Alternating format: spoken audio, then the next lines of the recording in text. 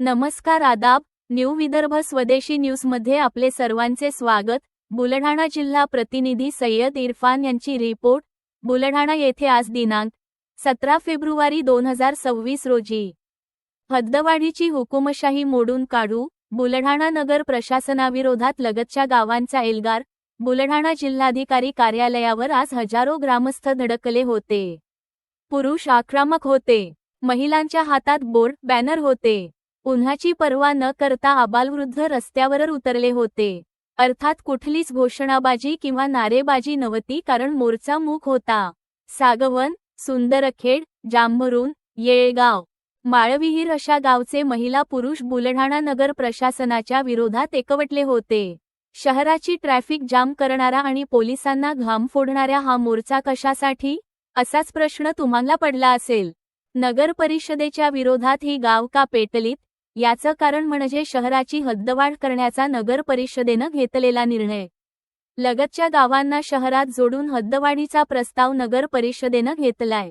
आज सागवन, येळगावसह इतर गावांची मिळून तयार झालेल्या गाव बचाव कृती समितीनं आंदोलनातून या संभावित हद्दवाढीला प्रखर विरोध केलाय।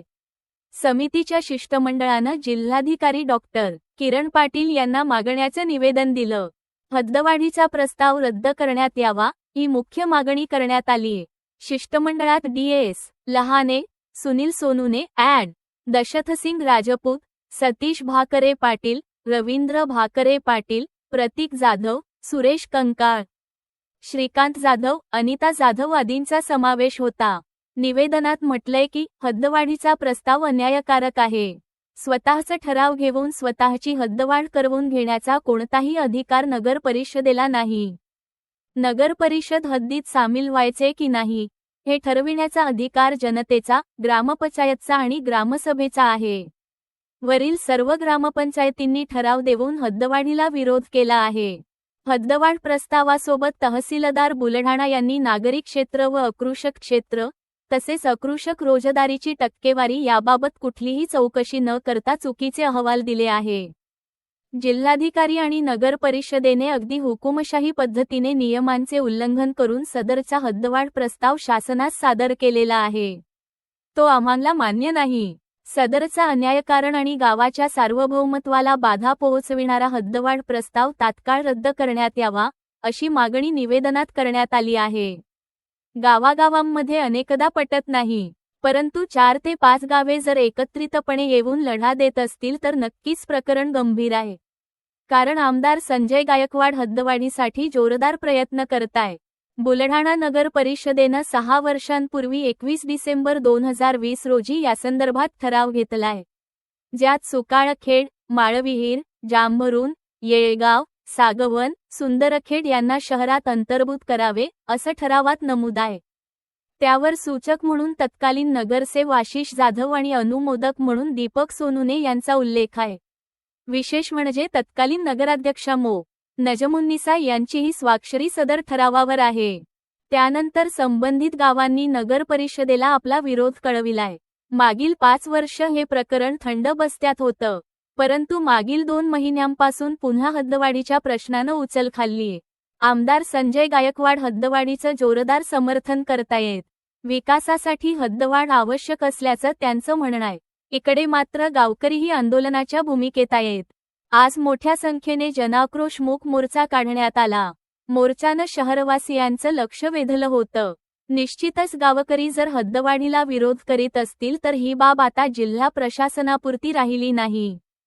हा प्रश्न मुख्यमंत्र्यापर्यंत पोहोचविण्याची आंदोलकांची तयारी आहे। त्यामुळे आमदार संजय गायकवाड आणि जिल्हा प्रशासनाला गावकऱ्यांचे योग्य समुपदेशन करीत सामोपचारानं हा प्रश्न हाताळावा लागेल, हेच स्पष्ट होत आहे।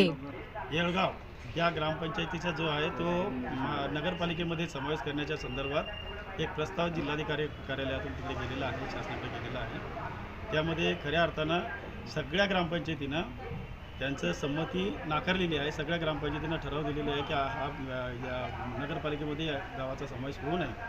हा या गावावरती त्यांच्या इच्छेविरुद्ध लादण्याचा शासनाचा हा प्रयत्न आहे.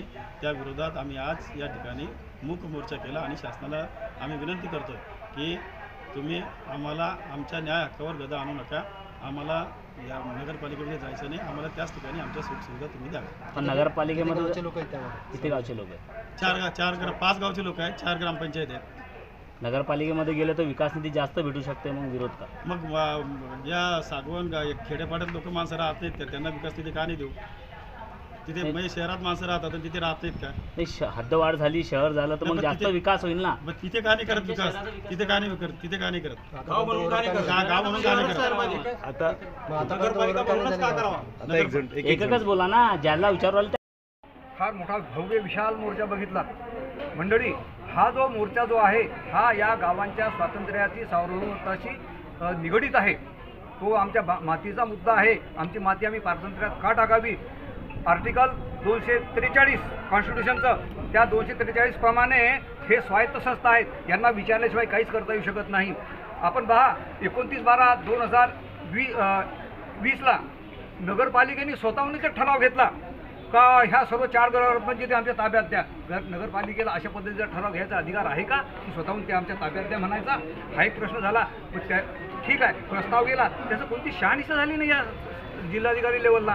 आहे तसा चालला गेला. तो दुसऱ्यांदा परत आला. तो 2/7/2021ला पुन्हा मंत्रालयाने परत केला की तुम्ही स्थानिक लोकांचं काय, यांना का नाही विचारलं? इथं जे आहे इथं खरंच 100% नागरीकरण झालं का? त्याच्यानंतर इथली जे आहे अकृषिक रोजगार जो नगरपालिकेवर अवलंबून आहे तो झाला का? हे सर्व मुद्दे काढून तो परत केला. परत केल्याच्यानंतर आमच्या ग्रामपंचायतींनी जे आहे की नाही, 4ही ग्रामपंचायतींनी आणि ग्रामसभांनी सुद्धा, जनतेने सुद्धा फार मोठा एक मोर्चा आमच्या ग्रामपंचायतवर आला होता की आपल्याला तसं करायचं नाही, जायचं नाही म्हणून. तर आम्ही अशा पद्धतीने ते नामंजूर म्हटलेलं आहे. आम्ही त्याला मान्य केलं नाही, तरीही जबरदस्ती आमचा प्रस्ताव गेलाच. आता प्रस्ताव गेला तो पुन्हा तिसऱ्यांदा परत आला. पत्रकार बांधवांनो, तिसऱ्यांदा परत आला. तिसऱ्यांदा सुद्धा कोण बळजबरीने हे प्रस्ताव पाठवतो? आता हे नाही तो प्रश्न नाही. ते मंत्रालयाचं काम आहे की ते पुरवठ्या काढून परत पाठवत आहेत. तर हे झालं. आता तिसऱ्यांदा तो पडलेला आहे तिथं.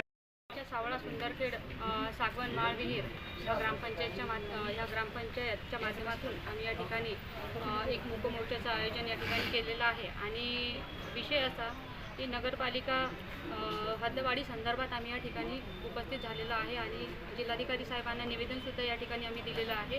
आणि निवेदनाच्या माध्यमातून साहेबांना एकच कळकळीची अशी विनंती आहे की ह्या ग्रामपंचायतची नगरपालिकेमध्ये एंट्री न करता आम्हाला आमची एक स्वतंत्र ग्रामपंचायत राहू द्यावी, ज्या माध्यमातून एक सांस्कृतिक आणि एक गावाचा वारसा त्या ठिकाणी जोपासला जाऊ शकेल. Okay, thank you.